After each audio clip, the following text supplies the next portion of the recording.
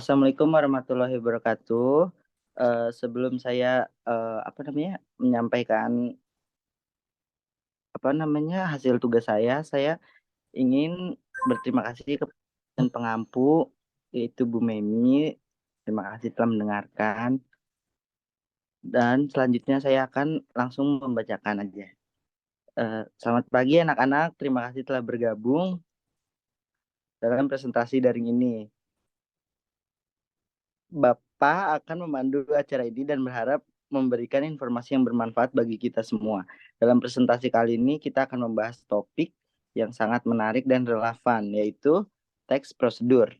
Mari kita bersama-sama mengikuti presentasi ini dengan penuh perhatian dan semangat untuk memperoleh ilmu yang baru. Sebelum saya membacakan, saya mau absen dulu untuk teman-teman, yaitu ada Nabila. Ini kan Nabila Tasya, hadir apa enggak sih? Hadir Bapak. Dan yang kedua ada Kulaifi. Hadir Bapak Dimas. Bagus. Nice. Oke, saya langsung aja ke inti itunya yang mau kita bahas, yaitu teks prosedur. Sebenarnya udah ada yang tahu belum nih teks prosedur itu apa? Nabila sama Belum tahu Kulaifi. Pak. Oke, saya akan bacakan ya. Teks prosedur adalah jenis teks yang digunakan untuk memberikan instruksi atau langkah-langkah yang sistematis dalam melakukan suatu tindakan atau aktivitas tertentu. Teks ini dirancang untuk membantu pembaca memahami bagaimana melakukan suatu proses dengan benar dan efektif. Contoh umum dari teks prosedur termasuk resep masakan, paduan penggunaan produk, instruksi perakit, petunjuk pemakaian, dan sejenisnya. Ciri-ciri utama dari teks prosedur meliputi satu, langkah-langkah urutan. Teks ini diatur dalam urutan yang logis dan sistematis. Setiap langkah dijelaskan secara terperinci mulai dari langkah pertama hingga langkah terakhir. Dua, ketepatan bahasa. Bahasa yang digunakan harus jelas, konkret, dan mudah dimengerti. Frasa seperti pertama-tama, selanjutnya, kemudian, dan akhirnya. Sering digunakan untuk menunjukkan urutan langkah. Yang ketiga ada tata bahasa dan tata baca. Teks prosedur menggunakan tata bahasa dan tata baca dengan tepat, kalimat-kalimat pendek dan langsung ke poin, serta penggunaan poin atau nomor. Sering digunakan untuk memisahkan langkah-langkah. Yang keempat, daftar bahan atau alat. Jika diperlukan, teks prosedur dapat mencantumkan daftar bahan atau alat yang diperlukan untuk melaksanakan langkah-langkah. Tujuan utama teks prosedur bertujuan untuk membantu pembaca melakukan tindakan atau aktivitas tertentu dengan benar. Oleh karena itu, kejelasan dan ketepatan dalam menjelaskan langkah-langkah sangat penting. Yang keenam, konteks penggunaan. Biasanya teks prosedur disusun dengan mempertimbangkan pembaca yang mungkin belum pernah dilakukan aktivitas atau proses yang dijelaskan sebelumnya. Oleh karena itu, penjelasan harus memadai dan tidak mengabaikan detail yang penting. Oke, selanjutnya, struktur teks prosedur mencakup langkah-langkah yang harus diikuti untuk menyelesaikan suatu tugas atau aktivitas. Berikut adalah struktur umum dari teks prosedur. Satu, ada judul. Yang kedua, tujuan. Yang ketiga, daftar bahan atau alat. Yang keempat, langkah-langkah. Yang kelima, tips tambahan. Yang keenam, penting untuk diperhatikan. Bagian ini mencakup peringatan atau catatan tentang hal-hal yang perlu dihindari atau situasi khusus yang perlu diperhatikan. Yang ketujuh, contoh atau ilustrasi. Yang kedelapan, penutup. Selanjutnya, konjungsi dalam teks prosedur memiliki peran penting untuk menghubungkan langkah-langkah yang berada dan mengatur urutan instruksi dengan jelas. Penggunaan konjungsi membantu membentuk alur yang lebih lancar dan membuat pembaca lebih mudah memahami bagaimana langkah-langkah tersebut berkaitan satu sama lain. Berikut adalah contoh penggunaan konjungsi dalam teks prosedur. 1. Dan. Konjungsi ini digunakan untuk menghubungkan langkah-langkah berurutan atau langkah-langkah yang harus dilakukan bersamaan. Contohnya, potong bahan-bahan menjadi ukuran yang diinginkan dan disiapkan panci untuk merebus. Nabila, Iya, Pak. kamu mau bacain nggak? Yang mana, Pak? Yang nomor 2, kamu dari tadi tuh kayaknya nggak fokus deh. Kamu harus baca biar Oke, kamu fokus. siap. Nah, ini yang kedua yaitu kemudian. Konjungsi ini menunjukkan urutan waktu atau langkah-langkah berurutan. Contohnya, kemudian tambahkan bumbu ke dalam campuran adonan. Terus, Pak. Terus Nabila, Oke. ya ampun. Next, yang ketiga Apa setelah. Nah, konjungsi ini mengindikasikan langkah-langkah berurutan yang harusnya dilakukan setelah langkah sebelumnya. Contohnya, setelah itu biarkan adonan mengembang selama 30 menit. Terus, namun konjungsi ini digunakan untuk memperkenalkan langkah-langkah yang bertentangan atau berbeda dari langkah sebelumnya. Contohnya, tambahkan garam secukupnya, namun jangan terlalu banyak karena bisa membuat makanan terlalu asin. Nah, selanjutnya agar. Konjungsi ini digunakan untuk memberikan tujuan atau alasan mengapa langkah-langkah tertentu harus dilakukan. Contohnya, campurkan bahan-bahan dengan baik agar adonan merata dan kue menjadi lezat.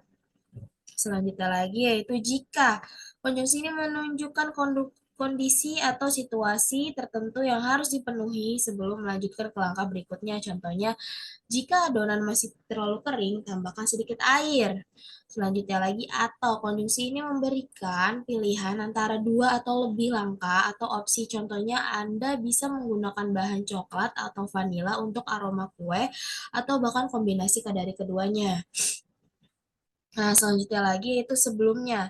Konjungsi ini mengindikasikan urutan waktu dan menunjukkan bahwa langkah tertentu harus dilakukan sebelum langkah lainnya. Contohnya, sebelum mencampurkan bahan basah, pastikan bahan kering telah dicampur rata. Nah, selanjutnya karena konjungsi ini digunakan untuk menyatakan alasan atau akibat yang mendasari langkah-langkah tertentu. Contohnya, tambahkan sedikit susu karena membuat adonan lebih lembut. Pemilihan konjungsi yang tepat akan membantu menciptakan alur yang koheren dan memberikan instruksi yang lebih jelas kepada pembaca. Pastikan untuk menggunakan konjungsi yang sesuai dengan konteks dan memberikan petunjuk yang mudah diikuti. Udah ya, Pak? Oke. Nabila, semoga kamu ngerti ya. Sama-sama, Bapak. Oke, selanjutnya akan saya lanjutin lagi. Kebasahan dalam teks prosedur sangat penting untuk memastikan instruksi atau langkah-langkah yang dijelaskan dapat dipahami dengan jelas oleh pembaca. Berikut adalah beberapa elemen kebasahan yang umumnya ada dalam teks prosedur. Yang pertama, bahasa jelas dan sederhana. Gunakan bahasa yang sederhana dan mudah dimengerti oleh berbagai tingkat pembaca. Hindari penggunaan kata-kata yang kompleks atau frasa yang ambigu. Yang kedua, kata kerja imperatif. Gunakan kata kerja imperatif untuk mengkomunikasikan langkah-langkah secara tegas.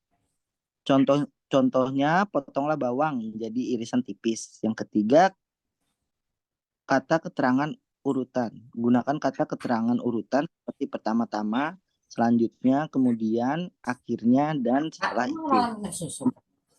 Untuk membantu pembaca mengikuti urutan langkah-langkah. Yang keempat, kata hubung sebab akibat. Gunakan kata hubung yang mengindikasikan hubungan sebab akibat seperti karena, sehingga, atau agar menjelaskan alasan dibalik langkah-langkah tersebut tertentu. 5. Penggunaan nomor atau poin. Kayaknya langsung aja deh. Yang keenam, kalimat pendek dan jelas. Yang ketujuh, tanda baca yang tepat. Yang kedelapan, ada vokabulari spesifik. Gunakan vokabulari yang spesifik untuk tugas atau aktivitas yang dijelaskan. Hindari penggunaan kata-kata yang ambigu dan tidak relevan. Yang kesembilan, ada pengulangan yang diperlukan. Yang ke-10, ada gaya bahasa objektif. Gaya bahasa objektif digunakan fokus pada fakta dan instruksi. Hindari penggunaan gaya bahasa yang emosional dan subjektif. Yang ke-11 ada tema kata kerja tunggal. Gunakan tema kata kerja tunggal dalam seluruh teks prosedur. Misalnya, mana sih? Jika Anda menggunakan kata kerja dalam bentuk infinitif, seperti untuk memotong, gunakan tersebut secara konsisten. Yang ke-12, penggunaan ilustrasi atau diagram opsional. Jika memungkinkan, sertakan ilustri gambar atau diagram yang mendukung. Langkah-langkah ini bisa membantu pembaca lebih visual memahami instruksi. Oke, selanjutnya. Dalam teks prosedur, jenis kalimat yang digunakan sangat penting untuk menyampaikan instruksi dengan jelas dan efektif. Berikut adalah beberapa jenis kalimat yang umumnya digunakan dalam teks prosedur. 1. Kalimat perintah. Kalimat ini memberikan instruksi atau perintah kepada pembaca. Yang kedua ada kalimat deskriptif. Kalimat ini menjelaskan langkah-langkah atau komponen proses dengan lebih detail. Yang ketiga ada kalimat tanya, interrogatif. Meskipun lebih jarang digunakan dalam teks prosedur, kalimat tanya dapat digunakan untuk mengajukan pertanyaan terkait langkah-langkah instruksi. Yang keempat, kalimat kondisional. Kalimat ini digunakan mengindikasikan kondisi tertentu yang harus dipenuhi sebelum melanjutkan ke langkah-langkah berikutnya. Yang kelima, ada kalimat pernyataan deklaratif. Kalimat ini menyajikan informasi faktual atau instruksi tanpa mengandung perintah langsung. Yang keenam ada kalimat penjelasan. Dalam beberapa kasus, kalimat panjang atau paragraf singkat dapat digunakan untuk memberikan penjelasan lebih lanjut tentang langkah-langkah atau alasan dibalik instruksi. Oke, selanjutnya.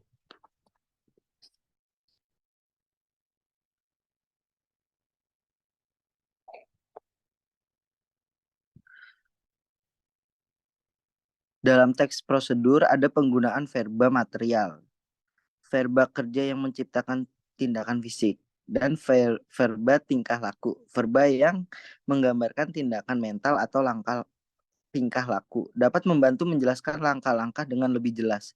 Berikut adalah penjelasan tentang kedua jenis verba tersebut dalam konteks teks prosedur. 1. Verba material. Verba material adalah verba yang merujuk pada tindakan fisik atau aktivitas konkret. Penggunaan verba material dalam teks prosedur membantu membentuk langkah-langkah yang terperinci dan mudah dimengerti oleh pembaca. Contoh penggunaan verba material dalam teks prosedur adalah 1. Campurkan bahan-bahan hingga merata. Yang kedua, potong sayur menjadi irisan tipis. Yang ketiga, rebus air hingga mendidih. Yang keempat, ada adonan harus diuleni selama 5 menit. 2. Verba tingkah laku. Verba tingkah laku menggambarkan tindakan mental atau tingkah laku tertentu yang harus dilakukan oleh pembaca. Ini dapat termasuk tindakan berpikir, evaluasi, atau interaksi dengan bahan dan alat. Contoh penggunaan verba tingkah laku dalam teks prosedur yaitu adalah yang pertama, mempertimbangkan rasa gula sebelum menambahkannya ke adonan. Terus yang kedua, periksa suhu oven untuk memastikan panasnya sesuai dengan resep. Yang ketiga, pastikan bahan-bahan telah disiapkan sebelum memulai. Yang keempat, cobalah adonan-adonan untuk memeriksa konsistensinya. Dalam menulis teks prosedur, penting untuk memilih kata kerja yang sesuai dengan jenis tindakan yang ingin Anda sampaikan kepada pembaca.